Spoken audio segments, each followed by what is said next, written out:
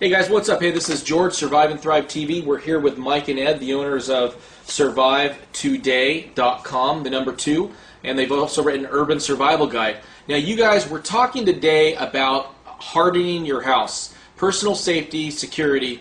What are the top issues people need to be aware of when they harden their housing situation?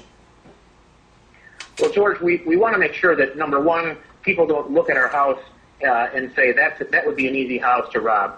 And number two, if they do decide to rob the house, we want them to have a lot of trouble. And then number three, if they get in, we want them to be able to, if they walk in, we want them to crawl out or be carried out. Ed has an interesting story, though, about how garage doors very easily can be broken into. You've got an overhead garage door, you think it's safe. Yeah, on these garage doors nowadays, they always have this safety latch that you can pull down, and basically it amounts to a rope with kind of a T-handle at the end of it.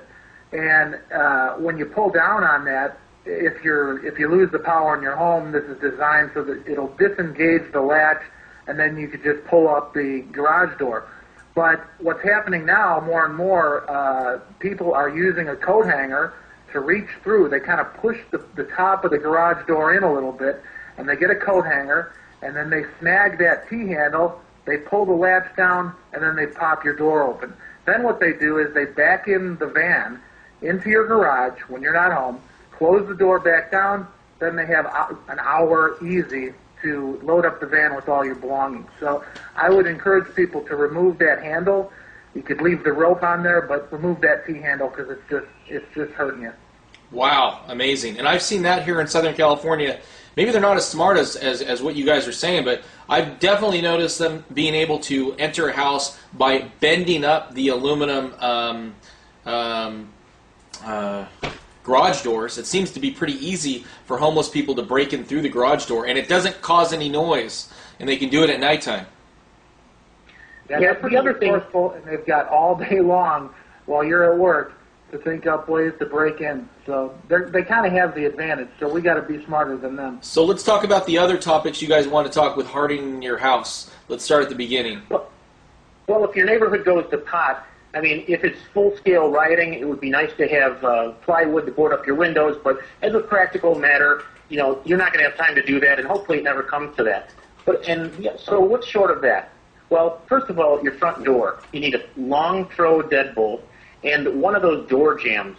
There's a number of things out there, but basically it's a physical barrier that you can't kick in the front door because most burglars just come in your front door.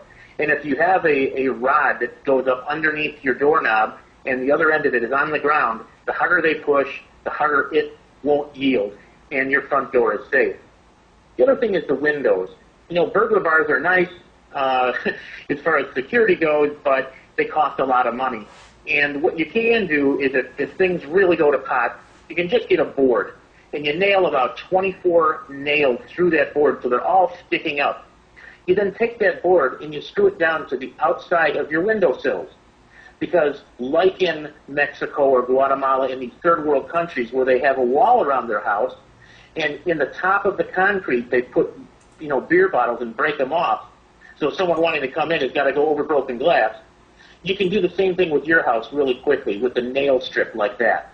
Now, if I want to break in through that window, I'm going to have a bunch of nails sticking in me, so I'm going to just say, the heck with this, I'll go to the next house. So you secure your front door, you secure your windows, like Ed talked about, you secure your garage door, and as long as you got some good lighting, your house is screaming, go somewhere else. Okay. Yeah, I think that's the key to it. One of the main things, and the same thing with your car, is make it an undesirable target, and they're probably going to go to the next one because they're lazy. A lot of times, unless they know that there's something in that house they're after, if they're just randomly targeting, they'll go to an easier target. So make it a little bit difficult, and they'll move on. So perceptually, visually, we don't need to have the safest looking house. All we have to do is have a house safer and more, kind of not the perfect house to rob compared to our neighbors. So it doesn't have to be the most tricked out safety-wise house. It just doesn't have to be the biggest target on the block, is what you're saying. Absolutely. Now, talk about what happens if people actually enter the home, because this has happened to me personally, to my relatives. They enter the home, they break in the home. What's the first thing you're doing? Because a lot of times this will happen when you're asleep. They're inside the house. What do you do?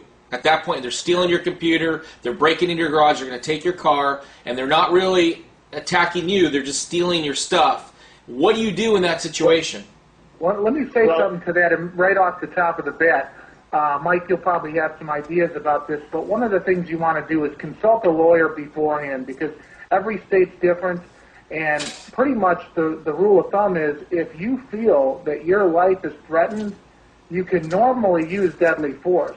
But if they're taking property, you really are going to end up hurting yourself in the long run. You'll end up in jail if you shoot somebody, and they can, if they can finagle out of it and prove that they didn't pose a threat to you, you're really setting yourself up for trouble. So you want to consult a lawyer, or at least look into the laws in your area before you reach for the gun. But of course, if someone's breaking in to your house and you feel threatened, by all means, you got to protect yourself. So we call the police first if we can, or do we go and grab the gun and confront the guy? Well, George, that's just it. I'm a big guy, and so is my brother. If someone breaks into my house, unless they're armed or at least as big as I am, I'm just gonna make him or his survivors rich if I shoot him, because you just can't trust these judges. Here's the problem. Yeah, I've noticed. Here's the problem. I'm in my master bedroom. They're breaking in. If my kids are still potential victims because they're in separate rooms and they're roaming around the house stealing everything. Carried in fear on the phone puts my kids in danger. So you have to, once they enter your home, it sounds like they've crossed the barrier. Even though I've been told by police here in California that you have to be reasonable under the law, and if you aren't reasonable, you will go to jail. So it's... Hey, two things on that, George. One, if you can afford to have an alarm, by all means get one, because they're going to trip the alarm, and if they don't, you can hit the panic button. If you can't afford an alarm, get a dog. If you can't afford a dog, Mike, isn't there a device that you can purchase that sounds like a dog? Yeah, there's a couple out there. They're great. They have a motion sensor that actually works through like a patio window. The closer the person moves, the louder and more viciously the dog barks. And here it is non-lethal, but it's a great deterrent. And they're under $100. There's a couple of them out there.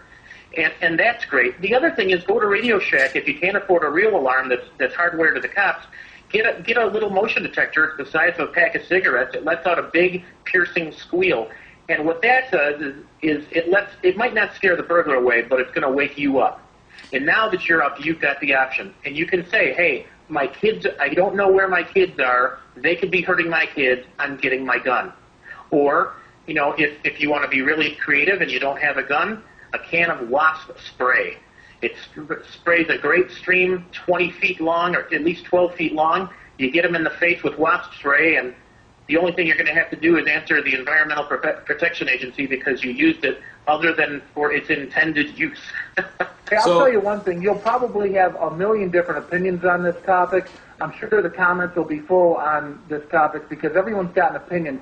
All we're saying is we don't want to give advice, legal advice that's going to come back to bite us. Just check out the laws in your area before you pick up your gun. That's all I'm saying. Okay, I got you. So be very, very careful.